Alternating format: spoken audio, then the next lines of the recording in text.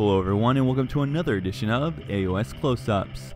This week we're going to take a look at the champions of the Stormcast auxiliary commands, the Knight-Heraldor and the Knights-Vexillor. We'll explore their background, their rules, and how to best take advantage of their abilities on the tabletop.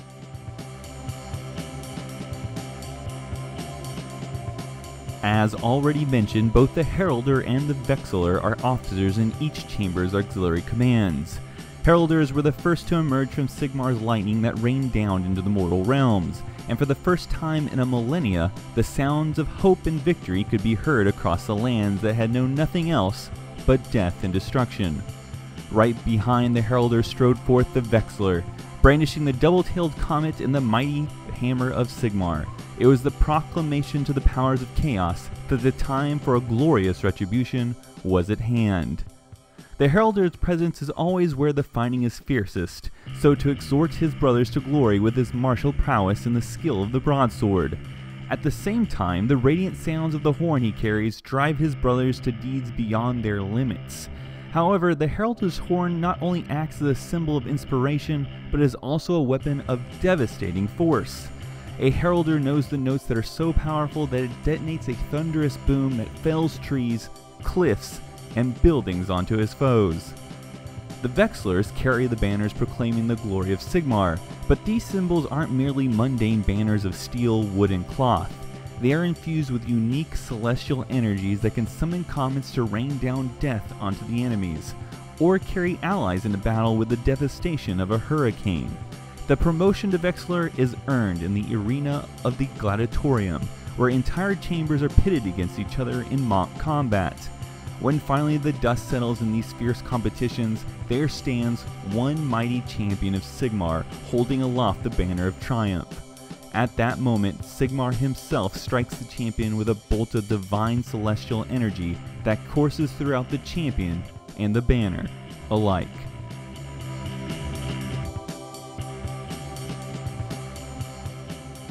Alright, so let's go ahead and jump into the rules. So the first one is going to be the Vexillor. Now he's a hero, he has 5 wounds, he has a 4-inch move rate, which is a little bit slower than your Liberators. He's going to keep pace with all your Paladins though, so there is some units for him to travel with.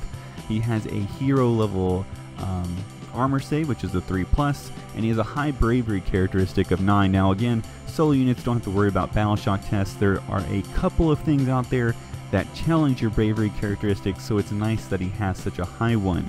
When we look at his Warhammer, he has a 1-inch range, he does 4 attacks, has hits on a 4, wounds on a 3, no rend, and only does 1 damage. Now this means he's not terribly impressive, he's not your melee powerhouse, and he's going to have to watch out what he gets himself into. You want to have some careful judgment, you don't want him to bite off more than he can chew, and you shouldn't be afraid to retreat if he ends up getting cornered by something a little too powerful. But you know, the Vexillor isn't meant to be your melee monster. What he's meant to be is to enhance the rest of your force with his abilities, and so let's go ahead and jump into those.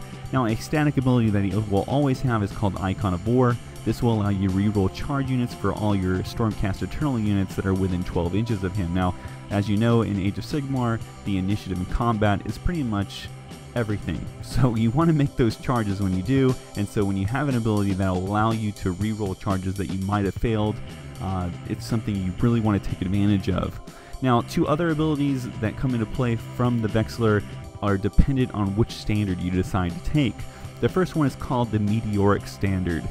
This allows you to pick a point on the battlefield that is within 24 inches of this model. Then you roll 2 dice, which will give you a distance, and from that point you add the distance, and every unit, friend or foe, will take D3 mortal wounds. Now, friend or foe means you have to be pretty careful what you're doing with this. This is probably an ability you're going to try to use in the very beginning. Otherwise, if you get your units too close, you're going to be hurting yourself.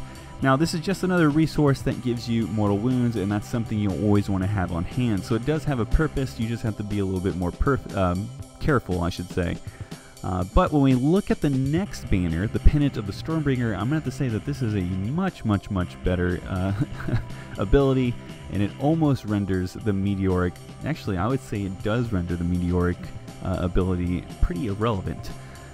In the Pennant of the Stormbringer, you just pick a unit on the board, anywhere on the board, you pick it up, and then you place it anywhere on the board, with the only caveat being that you stay 3 inches away from the enemy. Now that's incredibly freeform for a movement ability. That's going to open up a lot of things that we're going to discuss in the next section, but I'm going to just go ahead and say that it's extremely dynamic, and that's an understatement. And then when you take this amazing ability and you just add on a little extra, every unit within 6 inches of this now newly placed unit will take D3 mortal wounds on a 4-up. Now this is what really renders the other ability irrelevant. Now the other one is a guaranteed D3 mortal wounds, but it also doesn't discriminate. The Pennant of the Stormbringer does discriminate, and it still can do the D3 mortal wounds on a 4-up. So I don't know if you'd ever not want to have the ability to move everything around and still have a chance to do D3 mortal wounds. I think that had they made it an either or situation, it would have made it a little bit tougher to decide if I could either choose a standard that does mortal wounds, it's a resource for mortal wounds, versus an unbelievable movement ability. I think you would still lean towards the Pennant of the Stormbringer, but at least there would have been a little bit more of a choice. But having the Pennant be able to do both, I think renders the Meteoric standard, unfortunately, a little mediocre. So next we're going to move on to the Knight-Heraldor. Now, he is also a hero, so he has those 5 wounds. His movements are better than the Vexillor with a 5-inch move, lower in the armor save with a 4+ save, and lower in the bravery with a bravery 8. Everything else I said beforehand applies here. His melee weapon is a broadsword. It's a 1-inch range, 4 attacks, 3 to hit, 4 to wound, 1 rend, and a 1 damage. Now, the only difference between the Heraldor and the Vexillor is that they flipped the to wound into hit needs, and they gave him a rend. So this makes him a slightly better option than the Vexillor, but he's still not that much different than your rank and file. So again, he's not going to turn a combat around. He's going to contribute, put a couple wounds here and there, but he's not what you expect from a hero when we talk about combat. Again, his strength is also in his abilities, so let's go ahead and look at those. The first ability is called Onwards to Glory.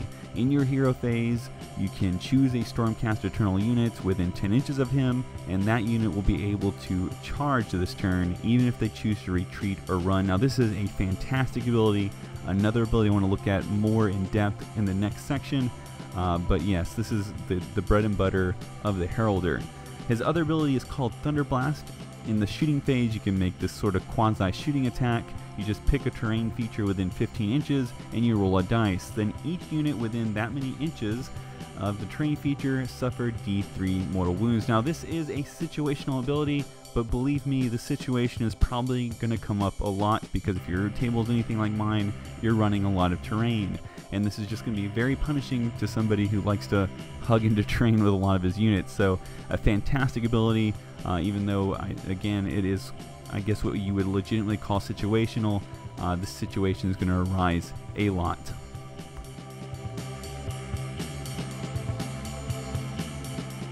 The 2 abilities I want to touch on here that I think really maximizes the effect of these models on a tabletop are the Heraldor's Onwards to Glory and the Vexillor's Pennant of Stormbringer rules.